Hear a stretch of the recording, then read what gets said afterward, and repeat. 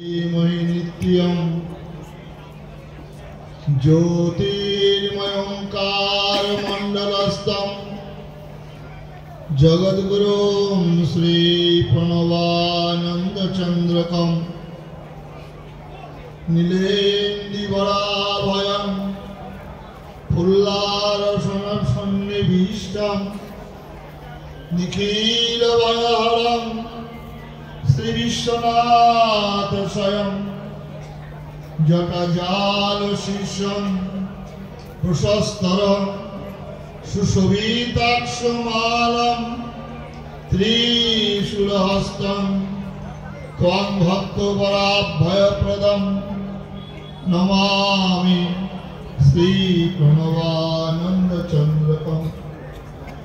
ॐ सर्वमङ्गलमङ्गल्ये शिवे सर्वार्थसाधिके शरण्ये त्र्यम्बके गौरी नारायणी नमोस्तुते।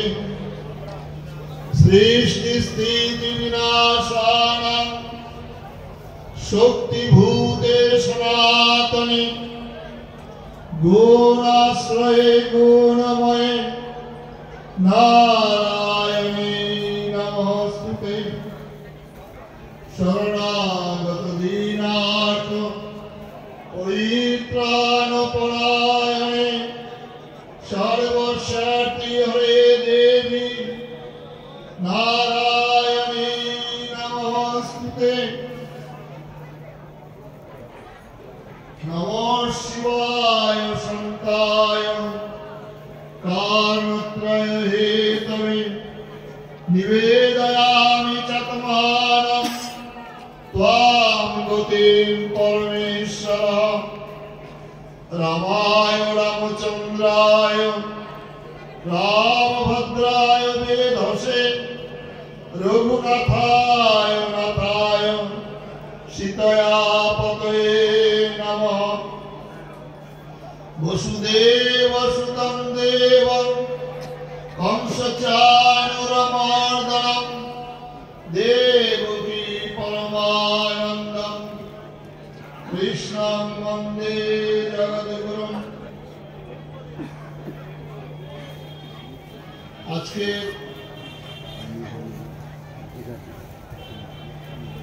এই পবিত্র কুম্ভ মেলার প্রাঙ্গণে আমরা সবাই উপস্থিত হয়েছি। কুম্ভ মেলা ভারতবর্ষের প্রাচীনতম মেলা। কোন যুগে দেবাসুর সংগ্রাম হয়েছিল আমরা জানি না, অমৃত কলস উঠেছিল আমরা জানি না। সেই সংগ্রামে অমৃত কলস ভারতবর্ষের 4টি স্থানে অসুররা রেখেছিলেন।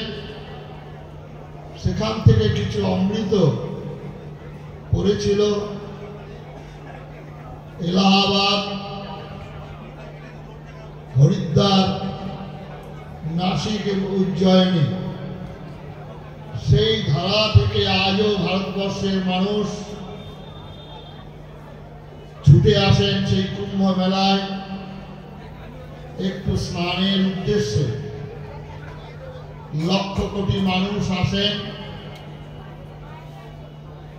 বিভিন্ন ভাষাভাষী, খাদ্য, পোশাক, প্রাদেশিকতা ভুলে সমস্ত মানুষ ছুটে আসেন এই কুম্ভ মেলায়। এই কুম্ভ মেলা ভারতবর্ষের প্রাচীনতম মেলা। আমরা ইতিহাসে দেখেছি রাজা হর্ষবর্ধন কুম্ভ মেলায় এসে সমস্ত দান করে দিয়ে তার বোনের কাছ থেকে একটি কাপড় নিয়ে ফিরে গিয়েছেন রাজ্যে। এই সেই কুম্ভ মেলা ভারতবর্ষের এই পবিত্র ভূমিতে উদযাপিত হচ্ছে অনাদিকাল থেকে। আমরা আজকে ভাগ্যবান যারা সেই ধারাকে বহন করে আমরা আজকে এই কুম্ভ মেলার প্রাঙ্গণে উপস্থিত হয়েছি। এই ভারতবর্ষকে পুণ্যভূমি, ধর্মভূমি, মোক্ষভূমি বলে প্রচার করেছেন। এই ভারতবর্ষের এই পুণ্যভূমিতে যুগে যুগে ভগবানের আবির্ভাব হয়েছে। পৃথিবীর কোন দেশে ঈশ্বরের পুত্র রূপে জন্মগ্রহণ করেছেন, কোন দেশে আদিষ্ট পুরুষ পয়গম্বর বলে জন্মগ্রহণ করেছেন। স্বয়ং ভগবান যুগে যুগে ভারতবর্ষের পুণ্যভূমিতে জন্মগ্রহণ করেছেন। আর সেই ভগবানকে গর্ভে ধারণ করেছেন ভারতবর্ষের মা আপনারা। 10 মাস 10 দিন সেদিন এক মা কেঁদেছিলেন। কংস কারাগারে পাষাণ চাপা বক্ষে অঝরে কাঁদছেন মা। সেই মায়ের কোল আলো করে এসেছিলেন স্বয়ং শঙ্খচক্র গদা পদ্মধারী ভগবান। বাংলার বুকে আরেকজন মা কেঁদেছিলেন সেদিন। অদ্বৈত আচার্যের প্রভাবে সচী মাতার কোল আলো করে এসেছিলেন স্বয়ং গৌরাঙ্গ মহাপ্রভু। স্বামী বিবেকানন্দ বলছেন, আমার মা পাথরে পাথরে মাথা টুকে টুকে আমাকে পেয়েছেন। আজকে যে প্যান্ডেলে যে মহাপুরুষের পাদতলে বসে আমরা কথা শুনব, সেই মহাপুরুষ ভারত সেবাশ্রম সংঘের প্রতিষ্ঠাতা, যিনি যুগত্রাতা, যিনি যুগস্রষ্টা, যিনি ভবিষ্যৎ দ্রষ্টা, আচার্য স্বামী প্রণবানন্দজি মহারাজ। তার মা তদানীন্তনকালে বাংলাদেশ, বর্তমান বাংলাদেশ, সেই বাংলাদেশে অঝরে কাঁদছেন। গৃহদেবতা নীলরুদ্রের মন্দিরে শিবের কাছে কাঁদছেন। বাংলার ঘরে ঘরে ভয়াবহ পরিস্থিতি। স্বামী বিবেকানন্দের আমার ভারত অমর ভারত বইখানা একবার আপনারা সংগ্রহ করবেন। এমন একদিন নেই বাংলার বুকে। আল্লাহু আকবার নরে তকবীরের ধ্বনিতে বাংলা মা বোনদের হৃদয় কেঁপে উঠেছিল। এইরকম দুঃসময় কাটছেন দেবাদিদেব মহাদেবের আকুল চরণে বসে। কোথায় শিবম, কোথায় সত্যম, কোথায় সুন্দরম, কোথায় ভোলানাথ আশুতোষ? তুমি তো প্রতিশ্রুতবদ্ধ ছিলে, তুমি কি এখন আসবে না? তোমার কি আসার সময় হয়নি? অজরে কাঁদছিলেন মা শারদা দেবী, পিতা বিষ্ণুচরণ ভূয়া। তাদের আকুল ক্রন্দনে জন্মগ্রহণ করলেন মাঘী পূর্ণিমার পূর্ণ দিনে, পূর্ণ লগ্নে, বুধবারে বুধ। পরবর্তীকালে বিনোদ, প্রণব, প্রণবানন্দ সৃষ্টি করলেন ভারত সেবাশ্রম সংঘ। পৃথিবীতে যতদিন সূর্য চন্দ্র গ্রহ তারা নক্ষত্র আদি বিরাজ করবে, ততদিন ভারতবর্ষ ভারত সেবাশ্রম সংঘ থাকবে। তাই আজকের খুব দুর্দিন ভারতবর্ষে তথা বিশেষ করে বাংলার এই দুর্দিনে মায়েদের কাছে প্রার্থনা, মা আপনারা একটু প্রার্থনা করুন, একটু কাঁদুন। আপনাদের কোল আলো করে আসবেন সেই সব মহাপুরুষরা। পশ্চিম দিগন্তের দিক চক্রবালের অন্তরাল থেকে ওই বিনয় বাদল, দীনেশ ক্ষুদিরাম, নেতাজি সুভাষ, বিবেকানন্দ, প্রণবানন্দ, অরবিন্দ ঠাকুর রামকৃষ্ণের আত্মাগুলো কাঁদছে, তারা পবিত্র মা পাচ্ছেন। তাই আজকের এই পূর্ণ কুম্ভ মেলায় যে ভূমিতে আমরা জন্মগ্রহণ করেছি, সেই ভূমিটি হলো ভারতবর্ষ। পৃথিবীর বহু দেশ আছে, প্রায় 200টি দেশ। সেই দেশগুলির নামের ব্যুৎপত্তিগত কোনো অর্থ নেই। ভারতবর্ষের নাম ভারত, প্রতিভায় রত, জ্যোতির্ধ্যানে রত, ভা প্রকাশিত হওয়া, প্রভা প্রভা প্রকাশিত হওয়া, রত মানে রত থাকা, জ্যোতির্ধ্যানে রত থাকা, সেই হচ্ছে ভারতবর্ষ। এই ভারতবর্ষে দেবতারা জন্মগ্রহণ করার জন্য প্রার্থনা করতেন। গায়ন্তি দেবা গীতকিল কাহানি বলে প্রার্থনা করছেন। এই ভারতবর্ষে জন্মগ্রহণ করা আমাদের অতীব সৌভাগ্য। এই পুণ্যভূমিতে আমরা জন্মগ্রহণ করেছি, আবার মনুষ্য রূপে, আবার সনাতন হিন্দু ধর্মের আশ্রিত হয়েছে। তাই এই ভারতবর্ষ থেকে ভুলিয়ে দেওয়ার জন্য ইতিহাস লেখা হলো। 3 মা আবিষ্কার করলেন ভারতবর্ষের ভাগ্যাকাশে এমনই একজন নষ্টচন্দ্রা জন্মগ্রহণ করেছিলেন।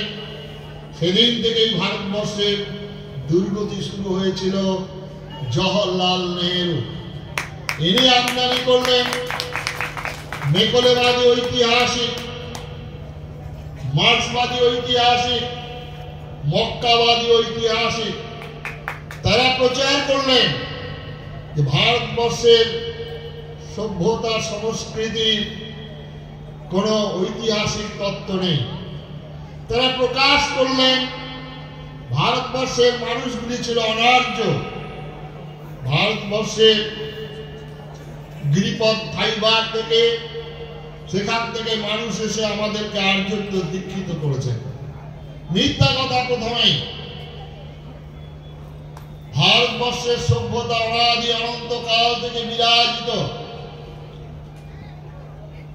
ভারতবর্ষের সভ্যতা সম্পর্কে কবিরা বলছেন, প্রথম প্রভাত উদয় তব গগনে, প্রথম সমরব তপ তপ বনে, প্রথম প্রচারিত হইল জ্ঞান ধর্ম কাব্য কাহিনী তব বন ভবনে। ভারত আমার, ভারত আমার, মানব যেথায় মেলিল নেত্র, মহিমার তুমি জন্মভূমিমা, এশিয়ার তুমি তীর্থক্ষেত্র। এই ভারতবর্ষ সম্পর্কে কবিরা আরো বহু বর্ণনা করেছেন। যেদিন শুনিল জলধি হইতে উঠিল ভারতবর্ষ, সে কি বিশ্বে কলরব, সে কি মাহর্ষ, জয় জননী ভারতবর্ষ বলে প্রণাম করছেন। কবিগুরু রবীন্দ্রনাথ এই ভারত তীর্থ কবিতায় অপূর্বভাবে বর্ণনা করছেন। হে মোর চিত্ত পূর্ণ তীর্থ জাগরে ধীরে, এই ভারতের মহামানবের সাগর তীরে। হেথায় দাঁড়ায় দুবাহু বাড়ায় নমিনর দেবতায়, উদার ছন্দে পরমানন্দে বন্দনা করি তারে। ধ্যান গম্ভীর এই যে ভূধর, নদী জপমালা ধৃত প্রান্তর, হেথায় হেলো পবিত্র ধরিত্রে, এই ভারতের মহামানবের সাগর তীরে।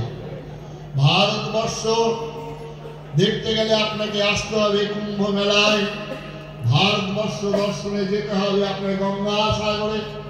ভারতবর্ষে জন্মগ্রহণ করে যদি ভারতবর্ষকে না দর্শন করেন, জন্মই হয়ে যাবে বৃথা। তাই চিকাগো শহরে স্বামী বিবেকানন্দ দ্বিধাহীন চিত্তে মুক্ত কণ্ঠে ঘোষণা করেছেন, পৃথিবীতে যদি এমন কোন দেশ থাকে যাকে পুণ্যভূমি বলে ঘোষণা করা যায়, নিঃসন্দেহে বলবো আমার জন্মভূমি ভারতবর্ষ। পৃথিবীতে যদি এমন কোন ভূমি থাকে সে পুণ্যভূমি, নিঃসন্দেহে বলবো আমার ভারতবর্ষ। পৃথিবীতে সমস্ত বিতাড়িত জাতি গোষ্ঠীকে যে দেশ আশ্রয় দান করেছেন সে দেশের পক্ষ থেকে আপনাদেরকে অভিনন্দন জ্ঞাপন করিতেছি। বলছেন পৃথিবীর হিন্দু ধর্মের বিশ্ব ধর্মসভায় চিকাগো শহরে দাঁড়িয়ে বিবেকানন্দ সেদিন বলছেন, আমি এসেছি সেই পুণ্যভূমি থেকে সর্বধর্মের জননী স্বরূপা সনাতন হিন্দু ধর্মের পক্ষ থেকে আপনাদেরকে অভিনন্দন জ্ঞাপন করিতেছি। কোটি কোটি হিন্দু নরনারীর পক্ষ থেকে আপনাদেরকে ধন্যবাদ জ্ঞাপন করিতেছি। বলছেন কে? স্বামী বিবেকানন্দ। এবং সেখানে দাঁড়িয়ে তিনি বললেন, sisters and brothers of my America, কারণ ভারতবর্ষের মানুষই একমাত্র পৃথিবীর সমস্ত মনুষ্য গোষ্ঠীকে ভাই এবং বোন বলে সম্বোধন করে। তাই ভারতবর্ষের মানুষ আমরা যখন গুরুকে প্রণাম করি তখন বলি মদ্গুরু শ্রী জগৎগুরু মদাত্মা সর্বভূতাত্মা। আমরা যখন গুরুকে প্রণাম করি অখণ্ড মণ্ডলাকারম ব্যক্তং যেন চরাচরম তৎপদম দর্শিতম যেন তস্मै শ্রী গুরুবে নমঃ। আমরা যখন কৃষ্ণকে প্রণাম করি ব্রহ্মণ্য দেবায় গো ব্রাহ্মণ্য দেবায় জগদ্ধিতায় শ্রীকৃষ্ণ কৃষ্ণায় গোবিন্দায় নমো নমঃ। আমরা যখন মাকে প্রণাম করি তখন বলি সর্বমঙ্গল মঙ্গলে শিবে সর্বার্থ সাধিকে। আমরা যখন তীর্থস্থানে ওই মাতৃতর্পণ পিতৃতর্পণ করি তখন আমরা বলি অতীত কুলকোটিনাং সপ্তদ্বীপ বাসিনাং ময়া দত্তেন ত্রয়ণ ভুবনত্রয়ম। আমরা যখন শান্তি মন্ত্র বলি তখন বলি সর্বেষাং মঙ্গলাং ভূয়াৎ সর্বে সন্তু নিরাময়া। এই ভারতবর্ষের মানুষ বসুধৈব কুটুম্বকম বলেছেন, কারণ আমাদের পিতা আমাদের বিশ্বনাথ, মা হচ্ছেন আমাদের জগন্মাতা জগদ্ধাত্রী। পিতা যদি আমার বিশ্বনাথ হন, বিশ্বটা শুধু ভারতবর্ষ নয়, বিশ্বটা সমগ্র পৃথিবীর সমস্ত দেশ। তাই সমস্ত পৃথিবীর মানুষকে আমরা ভাই বোন বলে সম্বোধন করি। অন্য অন্য ধর্মমতগুলি তারা পৃথিবীকে দুটি ভাগে ভাগ করেছেন। মনুষ্য গোষ্ঠীকে একদল বলছেন হিদেন, একদল বলছেন কাফের। আর আমরা ভারতবর্ষের প্রান্তে দাঁড়িয়ে একজন গৈরিক বস্ত্র সন্ন্যাসী বলছেন শ্রীনন্ত বিশ্বে অমৃতস্য পুত্রাহ অজে ধমানি দিব্যানি তস্তু বিদাহ বেদান পুরুষমান্তম আদিত্য বর্ণম তমস পরস্ত্বা তমেব বিদিত্বা তু মৃত্যুমেতি নান্য পন্থা বিদ্যতে অনায়। মৃত্যুকে জয় জয়কার করার আর কোনো পথ নেই। বলছে আমরা অমৃতের পুত্র, বলছি তোমরা সবাই অমৃতের পুত্র। ভারতবর্ষের মানুষ শুধু মনুষ্যকে ভাই বলে সম্বোধন করেননি। তাই আমরা যাব একবার দুর্গা পূজা, ভারতবর্ষের অন্যতম পূজা, সনাতন হিন্দু ধর্মের সমস্ত মহত্ব বৈশিষ্ট্য এই দুর্গা পূজার মধ্যে নিহিত রয়েছে। আমরা এই দুর্গা পূজার মধ্যে আমরা দেখি মা দুর্গার বাহনকে আমরা দেখেছি সিংহ রূপে, আমরা মা সরস্বতীর বাহনকে দেখেছি হংস রূপে, আমরা ময়ূরের কার্তিকের বাহন দেখেছি ময়ূর রূপে, আমরা লক্ষ্মীর বাহন দেখেছি পেঁচা রূপে, গণেশের বাহন দেখেছি আমরা ইঁদুর রূপে। শুধু কি আমরা পশুর জন্তুর মধ্যেই দেখেছি আমরা ঈশ্বরকে? আমরা গাছকেও, আমাদের কলা বউ যে থাকে, আমাদের হিন্দু সমাজের শিক্ষিত মানুষ, আমাদের যারা পুরোহিত ব্রাহ্মণ, তারাও ব্যাখ্যা করে বলেন না দুর্ভাগ্য ভারতবর্ষে এই নবপত্রিকা কলা বইয়ের মধ্যে 9টি পত্রিকাকে বন্ধন করা হয়। 9টি পত্রিকাকে 9টি দেবতার অধিষ্ঠাত্রী দেবী হিসেবে বলা হয়েছে। সেখানে বলা হয়েছে কদলী, ধান্য, মানকচু, সেখানে হরিদ্রা, সেখানে বিল্ল, সেখানে জয়ন্তী, সেখানে অশোক, ঔষধ এবং খাদ্য রূপে ব্যবহার করা হয়েছে। ভারতবর্ষের মাকে তাই চণ্ডীতে বলা হয়েছে যা দেবী সর্বভূতেষু মাতৃরূপেণ সংস্থিতা। আবার চণ্ডীতে বলা হচ্ছে যা দেবী সর্বভূতেষু জাতি রূপেণ সংস্থিতা, একটা জাতি মাতৃমূর্তির মধ্যে প্রতিভাত হয়েছে। তাই আমাদের মধ্যযুগে ব্রাহ্মণ্য মতবাদ এসে আমাদের সমাজকে আমাদের নানাভাবে বিভক্ত করে দেওয়া হয়েছিল। ব্রাহ্মণ, ক্ষত্রিয়, বৈশ্য, শূদ্র, সেখানে মা দুর্গার সঙ্গে চারটি শ্রেণী একসঙ্গে বিরাজ করছে। ব্রাহ্মণ বিরাজ করছেন মা সরস্বতীর মধ্য দিয়ে, বিদ্যার অধিষ্ঠাত্রী দেবী রূপে। আমরা ব্রাহ্মণ, ক্ষত্রিয় ব্যবহার করছেন কার্তিকেয়ের মধ্য দিয়ে, ক্ষত্র শক্তির স্রষ্টা যিনি কার্তিকেয়। আবার ধনশক্তির স্রষ্টা মা লক্ষ্মী বিরাজ করছেন, আবার শূদ্র শক্তি বিরাজিত করছেন গণেশ। চারটি শ্রেণী একসঙ্গে আমরা বিরাজ করছি। তাই শ্রীমদ্ ভগবদ গীতায় ভগবান শ্রীকৃষ্ণ নিজে বলছেন, চতুর্বর্ণং মায়া সৃষ্টং গুণ কর্ম বিভাগস্য। আমাদের গুণ এবং কর্ম অনুসারে আমাদের সমাজকে সুষ্ঠুভাবে, রাষ্ট্রকে সুষ্ঠুভাবে পরিচালনার জন্য চারটি বিভাগ তৈরি করা হয়েছে। মার কাছে সবাই সন্তান রূপে বিরাজ করছেন, একই মায়ের সঙ্গে খাদ্য এবং খাদক বিরাজ করছেন। একদিকে ইঁদুর বিরাজ করছেন, আবার একদিকে সাপ বিরাজ করছেন, ময়ূর বিরাজ করছেন, আবার হাঁস বিরাজ করছেন। অপূর্ব সংমিশ্রণ ভারতবর্ষের মাতৃমূর্তির মধ্য দিয়ে প্রতিভাত হয়েছে। সমস্ত আমরা ভেদাভেদ ভুলে, প্রাদেশিকতা ভুলে আমরা যদি ভারত মায়ের দিকে তাকাই, কিন্তু এই ভারতবর্ষে বসবাস করে ভারতের অন্যে লালিত পালিত হয়ে, ভারতের ফলে জলে পরিপুষ্ট হয়ে যারা ভারতবর্ষের বিচ্ছিন্নতা ঘটাবেন, যারা ভারতবর্ষের বিভাজন ঘটাবেন, তাদের বিরুদ্ধে মায়ের সংগ্রাম, তারা ভারতবর্ষে থাকতে পারবে না।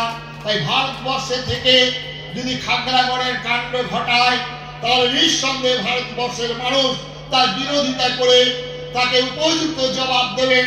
তাই ভারতবর্ষে বসবাস করলেই বন্দে মাতরম বলতে হবে। তাই আপনারা চতুর্দিকে শুধু আওয়াজ করুন, भारत में रहने होगा तो वंदे मातरम कहने होगा। देश आबार विभाजन হয়ে যাবে। তাই আজকে এই দুর্দিনে আমরা কুম্ভ মেলার পূর্ণ অঙ্গনে বসে আমাদেরকে সংকল্প গ্রহণ করতে হবে। আমরা প্রথম ভারতবাসী আমাদের বাড়িতে তার আয়োজন করতে হবে। ভারত রূপে আমাদের পরিচয় দেওয়ার জন্য আমাদেরকে উপযুক্ত হতে হবে। আর আমাদের হিন্দু ধর্ম পৃথিবীর মধ্যে অন্যতম শ্রেষ্ঠ ধর্ম। ধর্ম সম্পর্কে আমাদের মধ্যে নানা রকম বিভাজন করেছেন, ভুল বার্তা দিয়েছেন। ধর্ম হলো পৃথিবীর বুকে একটি, এই সম্পর্কে আপনাদের কমপ্লিট ধারণা থাকা দরকার। ধর্ম হচ্ছে একটি, আর একটা হচ্ছে পৃথিবীর মধ্যে অধর্ম। এবং এই ধর্ম এবং অধর্মের কখনো সমন্বয় হয় না। যারা এই সমন্বয় করতে গিয়েছেন তারা দেশের সঙ্গে শত্রুতা করেছেন, ভারতবর্ষের সঙ্গে শত্রুতা করেছেন, মনুষ্য গোষ্ঠীর সঙ্গে শত্রুতা করেছেন। এটাকে আজকে প্রত্যেকে জানতে হবে। তাহলে আপনারা যারা জয় শ্রীরাম বলছেন, তাহলে ভগবান রামচন্দ্র তিনি রাবণের সঙ্গে লড়াই করলেন কেন? রাবণের একটা মতবাদ ছিল, রামচন্দ্রের একটা মতবাদ। রাবণের এই মতবাদের সঙ্গে রামের মতবাদের মিলন হয়নি বলে রাবণের সঙ্গে লড়াই, এটা চিরন্তন, এটা শাশ্বত। তাই আমাদের ভারতবর্ষে পৃথিবীর বুকে ধর্ম এবং অধর্মের লড়াই হয়েছে। তাই আমাদের রামচন্দ্রকে রাবণের সঙ্গে লড়াই করতে হয়েছে। রামচন্দ্র তো বলতেই পারতেন, রাবণ তোমার যেটা মতবাদ, তোমার যেটা মত, আমার একটা মত, তোমার মতো আত্মা বিরাজ করছে, আমার মতো আত্মা বিরাজ করছে, তুমিও ভগবানের অংশ, আমিও ভগবানের অংশ, এসো তুমি আর আমি কোলাকুলি করি। বলতে পারতেন রামচন্দ্র, তিনি করলেন না। বলতে পারতেন রামচন্দ্র সবাই মিলে রামধুন গাও, তাহলে রাবণ উদ্ধার হয়ে যাবে, সীতা উদ্ধার হয়ে যাবে। বলতে পারতেন রামচন্দ্র, মন্ত্র শক্তি প্রয়োগ করতে পারতেন। আরে মন্ত্র শক্তি দিয়ে, অলৌকিক শক্তি দিয়ে ঘটনা ঘটানো যায় না। তাই রামচন্দ্র বাস্তব জীবন ধারণ করেছেন, বাস্তব ইতিহাস। আমরা হিন্দুরা রামচন্দ্রের জীবন ইতিহাস থেকে, কাহিনী থেকে এই শিক্ষা লাভ করিনি বলেই আমাদের হাজার বছরের পরাধীনতা। রামচন্দ্র সেদিন বনবাসী, গিরিবাসী, আদিবাসী ভাইদেরকে সংগঠিত করছেন। কেন এটো খাচ্ছেন? কারোর সঙ্গে বন্ধুত্ব করছেন, তাদেরকে কোল দিয়েছেন, তাদেরকে গ্রহণ করলেন রামচন্দ্র, তাদেরকে গ্রহণ করলেন আদিবাসী, বনবাসী, গিরিবাসী ভাই বোনদের, তাদেরকে সংগঠিত করে প্রবল প্রতাপ সম্পন্ন রাবণের বিরুদ্ধে লড়াই করছেন। ত্রিতাপকারী রাবণ, তার বিরুদ্ধে লড়াই করছেন আমাদের রামচন্দ্র। এই শিক্ষা আজকে গ্রহণ করতে হবে। জয় শ্রীরাম যারা বলবেন, রামচন্দ্রের যদি ধনুর্বাণ হাতে না থাকে, রামচন্দ্রের তীর ধনুক যদি আপনাদের বাড়িতে না থাকে, তাহলে জয় শ্রীরাম বলার উচ্চারণ করার অধিকার আপনার নাই। যারা রামচন্দ্রের ভক্ত হবেন, প্রত্যেকে তার অস্ত্র রাখতে হবে। আচার্য স্বামী প্রণবানন্দজি মহারাজ বলেছেন, আমাদের হিন্দুদের সমস্ত দেব দেবীর হাতে অস্ত্র রয়েছে। কালীর হাতে রক্তাক্ত খড়গ, দুর্গার হাতে দশ প্রহরণ, শিবের হাতে ত্রিশূল, রামচন্দ্রের হাতে ধনুর্বাণ। জলটা দিন না। এদিকে তুমি কি শিক্ষা লাভ করিবে? এদিকে তুমি এই মহাশক্তির পূজা করিয়া তুমি দুর্বল হইবে, ভীরু হইবে, কাপুরুষ হইবে? কে বলছেন? আচার্য স্বামী প্রণবানন্দজি মহারাজ। তাহলে রামচন্দ্রের জীবন থেকে শিক্ষা আমরা গ্রহণ করলাম। তাহলে এখানে দুটো মত, রাবণের একটা মত, রামচন্দ্রের একটা মত, একটা ধর্মপথী আর একটা হচ্ছে অধর্মপথী। এই দুটো মতের সমন্বয় হয় না। এরপরে আসুন ভারতবর্ষে আরেকজন ভগবান শ্রীকৃষ্ণ। তিনি কি করলেন?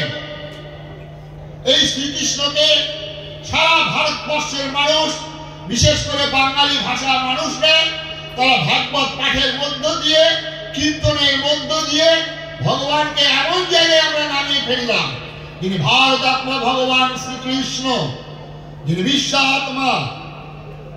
এই ভগবান শ্রীকৃষ্ণের জীবন থেকে আমরা শিক্ষা গ্রহণ করিনি। কি সেই জীবন? বৃন্দাবনে জন্মগ্রহণ করেছেন তিনি। কংস কারাগারে যখন বৃন্দাবনে গেলেন, তখন মাত্র 11 বছর বৃন্দাবনে ছিলেন। আমাদের বৈষ্ণব সাধকরা, আমাদের ভাগবত পাঠকরা এই কৃষ্ণকে বৃন্দাবনে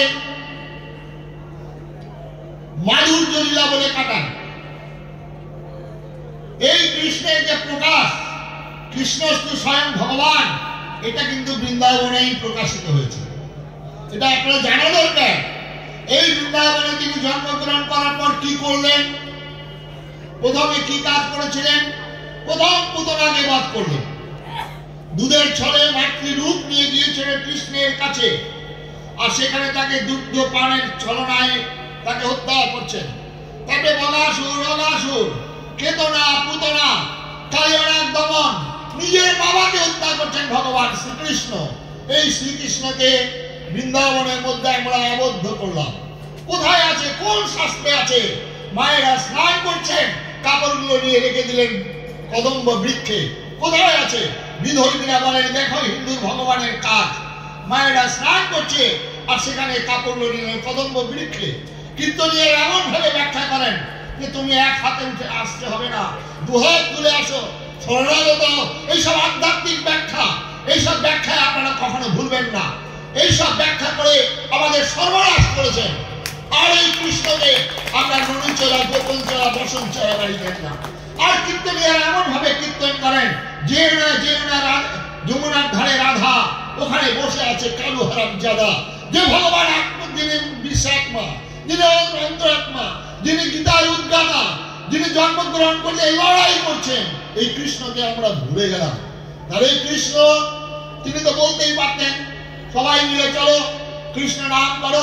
অর্জুন তো বলছিলেন যুদ্ধ করবো না, আত্মীয় স্বজন বধ করবো না, আমার ভিক্ষান্ন ভোজন করবো আমি, ছিদন্তি মম যাত্রাণী বলে অনেক গীতাতে শ্লোক আবৃত করছেন।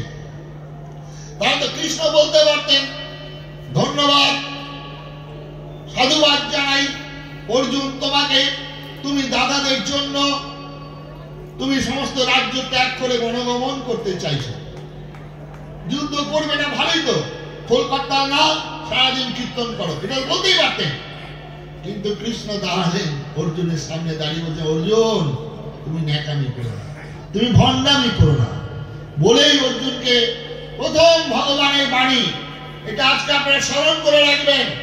ভগবান গীতাতে কি বলছেন আপনারা প্রায় সবাই গীতার সেই শ্লোকটি আপনারা জানেন, পরিত্রাণায় সাধুনাং বিনাশায় চ দুষ্কৃতাং ধর্ম সংস্থাপনার্থায় সম্ভবামি যুগে যুগে। আমি তিনটি কাজের জন্য আসি,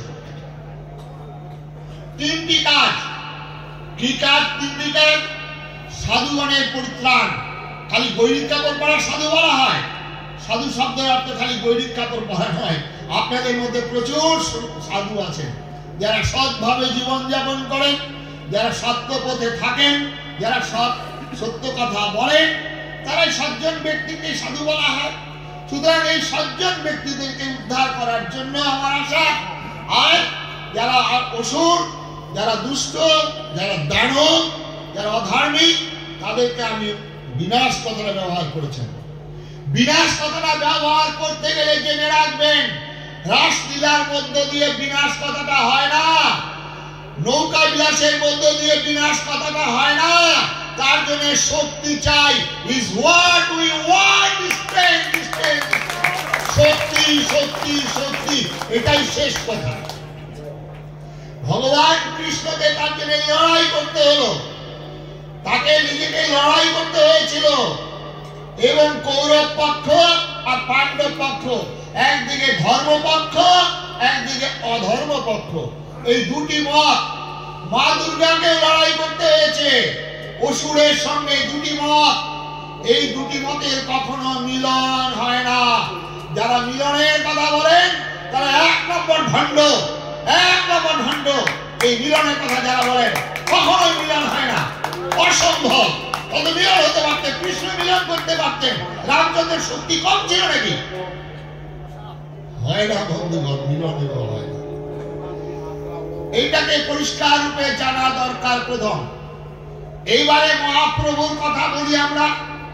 মহাপ্রভু নাকি খালি প্রেম বিতরণ করে গেলেন, মাল্লি মাল্লি কলসি কাটা, তা বলি কি প্রেম দিব না? এই সম্পর্কে আমাদের একটা ভুল ধারণা। মহাপ্রভুর জন্ম বৃত্তান্ত, মহাপ্রভুর শারীরিক ব্যাখ্যা, তার ব্যাখ্যা, মহাপ্রভুর উচ্চতা ছিল 7.5 ফুটের কাছে। মহাপ্রভুর পায়ের মাপ, আমাদের প্রত্যেকের পায়ের মাপ 8 ইঞ্চি 9 ইঞ্চি, জুতো ব্যবহার করি 10 ইঞ্চি ম্যাক্সিমাম। মহাপ্রভুর পাটাই ছিল 16 ইঞ্চি। এই মহাপ্রভু কাজীর বিরুদ্ধে যখন ভগবানের নাম ভারতবর্ষে করতে দেওয়া হবে না, বাংলার মানুষ সারাদিন তারা পরিশ্রম করেন, পরিশ্রম করে সন্ধ্যা বেলায় কোনো গাছতলায় বসে, কোনো মন্দিরে বসে একটু ভগবানের নাম করেন। সেই ভগবানের নাম করতে দেওয়া হবে না ফতোয়া জারি করেছিলেন। মালদা জেলায় অনেক মানুষ এখানে এসছেন, হোসেন শাহর মধ্য দিয়ে কাজী। আর তখন মহাপ্রভু তো তাহলে বলতেই পারতেন, হরেন নাম হরেন নামিব কেবলম কই নাস্তেব নাস্তেব গতিরন্যথা। এটা ব্যক্তি সাধনায় হতে পারে। মহাপ্রভু সেদিন নবদ্বীপের 9টি দ্বীপ থেকে মানুষকে সংগঠিত করে যুদ্ধ ঘোষণা করেছিলেন। ধর কাজী, মার কাজী, আয় আয় কাঠ, ঝাঁটিয়ার মাথা, কোথায় গেলে কাজী বেটা, আজু ভুবন করিব নির্যাবন। বাংলার মানুষকে আজকে এটাকে মুখস্থ করতে হবে মনে প্রাণে, প্রতিষ্ঠা করতে হবে মনে প্রাণে। তাহলে আজকে বাংলার দুর্দিনে আপনারা দেখতেই পাচ্ছেন সেখানকার কি অবস্থা। সুতরাং এই মহাপ্রভুকে আজকে স্মরণ করবেন। এখানেও সমন্বয়ের কথা ভুললে ভুল হবে, তাহলে মহাপ্রভু বলতেই পারতেন, হয় না এটা। পরবর্তীকালে আমরা ঠাকুর রামকৃষ্ণের বাণী দিয়ে বলি, বিবেকানন্দের কথায় বলি। আরে বিবেকানন্দ তো যখন জাহাজে চেপে যাচ্ছিলেন, বিবেকানন্দের একজন পাদ্রী সাহেব সনাতন ধর্ম সম্পর্কে নিন্দা করছে। বিবেকানন্দ করজোরে বলছেন, ওই সাহেব তুমি আমার হিন্দু ধর্মের মহত্ব, হিন্দু ধর্মের বৈশিষ্ট্য, হিন্দু ধর্মের বিশ্বজনীন আদর্শ তুমি জানো না, কেন শুধু শুধু আমার ধর্ম সম্পর্কে নিন্দা করছো? সাহেব বিবেকানন্দকে দেখে আরো বেশি করে হিন্দু ধর্মের নিন্দা করছে। তখন বিবেকানন্দ তো বলতেই পারতেন, পাগলে কিনা বলে ছাগলে কিনা খায়। বিবেকানন্দ বলতেই পারতেন, হাতি চলে বাজার মে কুত্তা ভুকে লাখো মে। বিবেকানন্দ বলতেই পারতেন আমার গুরু বলে গেছেন যত মত তত মত।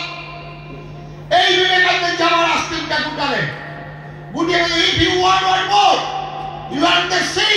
তুমি আর একটি বার ধর্ম সম্পর্কে নিন্দা করো, এক ভিডিওতে তোমাকে সমুদ্র ব্যক্ত করবো।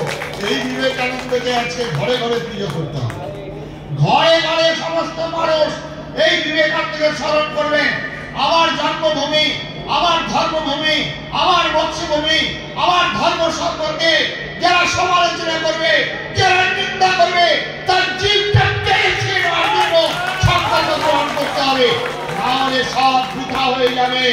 এই বিবেকানন্দকে আজকে ঘরে ঘরে পূজা করুন, তবে আমরা বাঁচতে পারবো। ধর্ম ধর্ম কি তিনি বলেছেন আচার্য স্বামী প্রণবানন্দজি মহারাজের সংজ্ঞা। ধর্ম বা মনুসংহিতায় 10টা লক্ষণের কথা বলা হয়েছে। ধৃতি, ক্ষমা, অস্তেম, শৌচ, ইন্দ্রিয় নিগ্রহ, ধীর, বিদ্যা, সত্যম, ক্রোধ, দশক ধর্ম লক্ষণ। মনুসংহিতায় আর শব্দ করে বলা হচ্ছে অহিংসা, সত্যম, অস্তেয়, শৌচ, সংযম, এবচ এতৎ প্রত্যম সমাসিকম পঞ্চম ধর্ম লক্ষণম। অহিংসা শব্দের ব্যাখ্যা বহুভাবে শাস্ত্রে করা হয়েছে। আমাদের মধ্যযুগে, আমাদের ঐতিহাসিক যুগে আমাদের আরেকজন ভণ্ডার যে জন্মগ্রহণ করেছিলেন, জাতির পিতা বলে যাকে আমরা মেনেছিলাম, দুর্ভাগ্য ভারতবর্ষে সনাতন হিন্দু ধর্মের জাতির পিতা হবেন ভগবান রামচন্দ্র। যাই হতে যাবেন কি তার অবদান ছিল আজকে এটাকে ভালো করে জানতে হবে। যিনি আমাদের বলছেন অহিংসা পরম ধর্ম, আর তার মহাভারতে এই কথাটি শ্লোকটি আছে। আপনারা প্রত্যেকে যারা এখানে হিন্দু আছেন দেখে নেবেন ধর্মে হিংসা তদৈবচ, এই কথাটি আর বলা হলো না, এই কথাটা শিক্ষা দেওয়া হলো না আমাদেরকে। আমাদের ধর্ম কাউকে বলছে অহিংসার কথা বলা হচ্ছে, এটা ব্যক্তি জীবনের ব্যক্তি সাধনায়, যখন এটা পরিবারের সাধনায় আনবে, যখন এটা সমাজ সাধনায় আনবে, যখন এটা রাষ্ট্র সাধনায় আনবে, সেই ধর্ম রক্ষার্থে তাকে অস্ত্র ধারণ করতে হবে। এটা অন্যায় নয়, এটাই ন্যায়। তাই ভগবান অস্ত্র ধারণ করেছেন যুগে যুগে। সুতরাং এই ধর্মতত্ত্ব সম্পর্কে আমাদেরকে ভালো করে বুঝতে হবে। এই ধর্মতত্ত্ব ভারতবর্ষের এইটা নিহিত গুহায়। ভারতবর্ষের মানুষ যারা আমরা জন্মগ্রহণ করেছি, আমাদের প্রথম থেকেই হচ্ছে ধর্ম এবং জীবনের শেষই হচ্ছে ধর্ম। তাই ধর্মই হচ্ছে আমাদের প্রাণ। মহাভারতের ব্যাসদেব তিনি বলছেন তপ তপ তপ, তপস্যা তপস্যা তপস্যা। ঊর্ধ্ববায়ু হয়ে ভগবান ব্যাসদেব সবাইকে আহ্বান করছেন, ওরে মানুষ শোনো শোনো, ধর্মই তোমাদের প্রাণ। ধর্মকে তোমরা রক্ষা করলে ধর্ম তোমাদের রক্ষা করবে। এটাই হচ্ছে ভারতবর্ষের প্রথম এবং শেষ কথা। তাই স্বামী বিবেকানন্দ বলেছিলেন ভারতবর্ষের প্রাণ হচ্ছে ধর্মে। এবং ভারতবর্ষের মানুষ যতদিন ঈশ্বর অনুসন্ধানে রত থাকবে, ততদিন ভারতবর্ষ জীবিত থাকবে। কথাটা একবার ভালো করে বোঝার চেষ্টা করবেন। ঈশ্বর অনুসন্ধানে রত থাকবে, ততদিনই ভারতবর্ষ জীবিত থাকবে, ততদিনই মা কালী পাঠা খাবেন, ততদিনই কৃষ্ণ বাঁশি বাজাবেন, ততদিন শিব সাড়ে চলে সারা পৃথিবী ভ্রমণ করবেন। কোন মৌলবী মৌলানা, কোন ফাদার মাদার সিস্টারের ক্ষমতা নাই ভারতবর্ষ থেকে এটা শেষ নিশ্চিহ্ন করে দিতে পারে। ভারতবর্ষের ভগবান রামচন্দ্র সম্পর্কে আজকে যারা সমালোচনা করেন, আজকে বলছেন ওই রামচন্দ্র ঐতিহাসিক নন, রামচন্দ্র কাল্পনিক। যারা বলেন তাদেরকে আজকে উপযুক্ত বলবেন রামচন্দ্র এমন একজন ভগবান, এমন একজন মহাপুরুষ যার পারিবারিক জীবনের গঠনে রামায়ণ আমাদের জীবনের সঙ্গে জড়িত রয়েছেন। রামায়ণ যতদিন ভারতবর্ষের একজন হিন্দু বেঁচে থাকবেন, তার হৃদয়ে রাম সীতার পূজা হবেন। কারো ক্ষমতা নেই এই রামচন্দ্রকে মুছে দেওয়ার জন্য। ওই শর্মিষ্ঠা থেকে আরম্ভ করে আনন্দবাজার পত্রিকা বিসর্জন করেছিলেন এই রামচন্দ্র সম্পর্কে। বলছেন একজন কামুক এক সীতার জন্য লক্ষ মানুষকে হত্যা করেছেন, যুদ্ধ সংগঠিত করেছেন। তারা জানেন না আমাদের বিবাহ সিস্টেমটা কি। তারা মূর্খের শরীরে বাস করেন। এই শর্মিষ্ঠা তার 13টা স্বামী, 13 স্বামী, তার 13টা। তিনি সমালোচনা করছেন রামচন্দ্র সম্পর্কে। জানেন না আমরা অগ্নিকে সাক্ষী রেখে যে আমরা বিয়ে করেছিলাম, যদিদং হৃদয় তব তদিদং হৃদয় মম, এটা কোনো ম্যারেজ হয় না। ম্যারেজ কথাটা সামটাইম লিভ। আর আমাদের বিবাহ হলো বিশেষভাবে বহন করা। আমাদের বিবাহ হচ্ছে, আমাদের বিবাহ অর্ধাঙ্গিনী বলা হয়, আমাদের সহধর্মিনী বলা হয়। আমার হৃদয়ে যতদিন প্রাণ থাকবে, যতদিন আমার এক বিন্দু রক্ত থাকবে, ততদিন পর্যন্ত আমার স্ত্রীকে রক্ষা করার পবিত্র দায়িত্ব কর্তব্য আমার। এটাই হচ্ছে হিন্দু ধর্মের শিক্ষা। সুতরাং এটাকে ইংরেজিতে ট্রান্সলেট করে দিলাম, হয়ে গেল, তা হবে না। সেই জন্য ধর্ম কখনো রিলিজিয়ান হয় না। ধর্ম কখনো রিলিজিয়ান হয় না। ধর্মকে ইংরেজিতে ট্রান্সলেট করতে গেলে DHARMA ধর্ম বানান লিখতে হবে। ধর্ম কি? আগুনের ধর্ম, বাতাসের ধর্ম, জলের ধর্ম। এটাকে যত বড় শিক্ষাবিদ হন ইংরেজিতে ট্রান্সলেট করতে পারবেন না। সুতরাং এই ধর্মের কখনো ইংরেজিতে ট্রান্সলেট হয় না। এটাই আমাদের সর্বনাশ হয়েছে। তাই ভারতবর্ষের নামকরণ, ভারতবর্ষের নামকরণ কখনো ইন্ডিয়া হয় না, কখনো হিন্দুস্তান আমরা বলি না। তাই ভারতবর্ষ যদি নামকরণ করতে হয় তাহলে BHARAT বানান করে লিখতে হবে ভারতবর্ষ। তাহলে আমার নাম যদি হয় উত্তম কুমার সরকার, তাহলে আমার এটা ইংরেজিতে ট্রান্সলেট করলে কি হবে? উত্তম মানে বেস্ট, কুমার মানে ব্যাচেলার, আর সরকার মানে গভর্নমেন্ট। তাহলে আমার নামটা কি এরকম হবে? আজকে ভারতবর্ষে এতদিন পর পরাধীন ছিল। আজকে যেটা আমাদের সরসংঘ চালক মন ভাগবতী যেটা বলেছেন, আজকে ভারতবর্ষ স্বাধীন হয়েছে মাত্র 14 কি 15 বছর। তাই ইন্ডিয়া নামটা মুছে দিয়ে ভারত কথাটা সর্বপরি যাচ্ছেন। আর এই বেকার নামে ভুলে রয়েছেন সর্বজন শ্রদ্ধেয় প্রণম্য আমাদের মহামহিম, আমাদের প্রধানমন্ত্রী মাননীয় নরেন্দ্র মোদীজি। এই নরেন্দ্র মোদীর কথা বলতে গেলে হয়তো আপনারা অনেকেই ভাববেন যে মহারাজজি আবার ঘুরিয়ে ফিরে গিয়ে কোন জায়গায় চলে যাচ্ছে। এই নরেন্দ্র মোদীর তার আত্মসহায়ক একজন দিল্লিতে আমি গিয়েছিলাম, তার কাছে সংবাদ নিচ্ছিলাম তার জীবনযাত্রা সম্পর্কে। আমি অবাক হয়ে তাকে সশ্রদ্ধ প্রণাম নিবেদন করেছিলাম সেইখানে দাঁড়িয়ে। যিনি তার বৃদ্ধ মা দৈনিক প্রশ্ন করছেন, মা খেয়েছেন, মা শুয়েছেন, মা যখন খাবার খান, মা যখন শয়নে যান, তারপর তিনি অন্ন গ্রহণ করেন। এই নরেন্দ্র মোদী আমাদের রাম মন্দির উদ্বোধনের সময় আপনার 11 দিন ভূমিতে শয়ন করেছিলেন এবং জল খেয়ে পাত্রে ডাবের জল খেয়েছিলেন। এই হল প্রধানমন্ত্রী। ভারতবর্ষের অতীব সৌভাগ্য একজন তপস্বী এইরকম একজন প্রধানমন্ত্রী পেয়েছিলাম। সুতরাং আজকে এটা আমাদের গর্ব করে বলতেই হবে, আমরা এতদিন স্বাধীনতা পাইনি, এখন স্বাধীনতার স্বাদ আমরা পাবো। যে ভারতবর্ষে যা 370 ধারাকে বাতিল করে দিয়েছিলেন, ভারতবর্ষে একের পর এক ঐতিহাসিক সিদ্ধান্ত গ্রহণ করছেন। আমরা ভারতবর্ষের লক্ষ কোটি মানুষ এই ভারত ভূমিকে পরাধীন করার ষড়যন্ত্র, এই ভারতবর্ষে থেকে অভারতীয় চিন্তা ভাবনার সংস্কার, বিভিন্ন প্রদেশে যেভাবে আজকে সংখ্যা তত্ত্ব গণতন্ত্র যেভাবে পুষ্টিকরণ হচ্ছে, তাই আমরা সমস্ত সাধু সন্ন্যাসী থেকে মঠ মন্দির থেকে শত শত লক্ষ কোটি মানুষের পক্ষ থেকে তার কাছে আবেদন জানিয়েছি, ভারতবর্ষকে যদি রক্ষা করতে হয় অতীব তাড়াতাড়ি হিন্দুস্তান বলে ডিক্লেয়ার করতে হবে, হিন্দু রাষ্ট্র, নচেৎ ভারতবর্ষ থাকবে না। কোথায় সাধু সন্ন্যাসী বাবাজিরা? কোথায় থাকবে আপনার কীর্তন?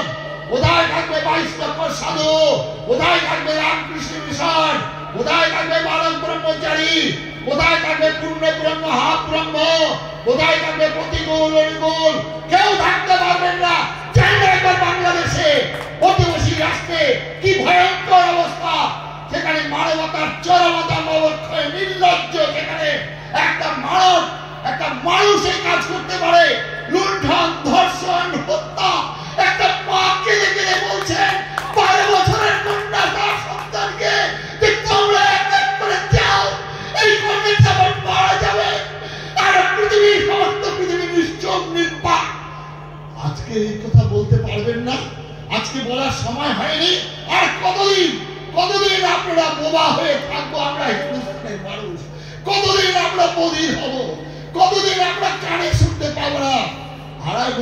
থাকতে যারা বলতে পারে না তাদেরকে বোবা বলা হয়, আর যারা কান থাকতে শোনে না তাদেরকে বধির বলা হয়।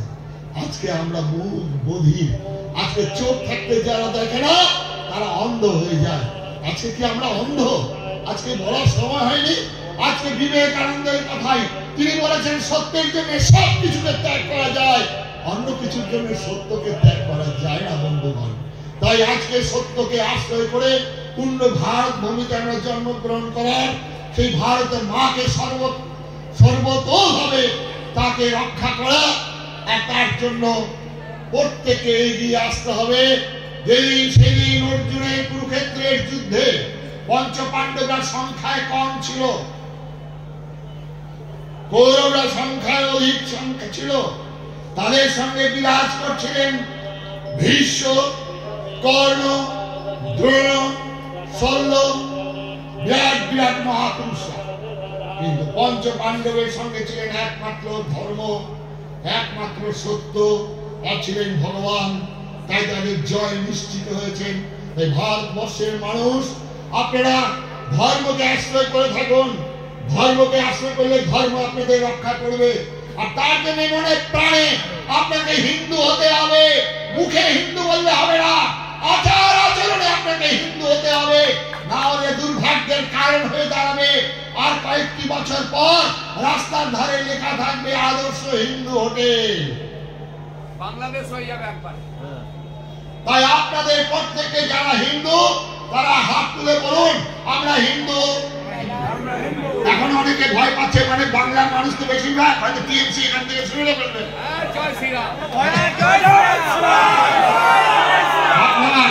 এইবারে আপনারা হিন্দু বলে পরিচয় দিয়েছেন, হিন্দু বলে পরিচয়। তাহলে হিন্দু হলে কি করতে হবে? কি করতে হবে? হিন্দু হলে প্রত্যেককে ঘুম থেকে উঠতে হবে সূর্য উঠার আগে 1 নম্বর।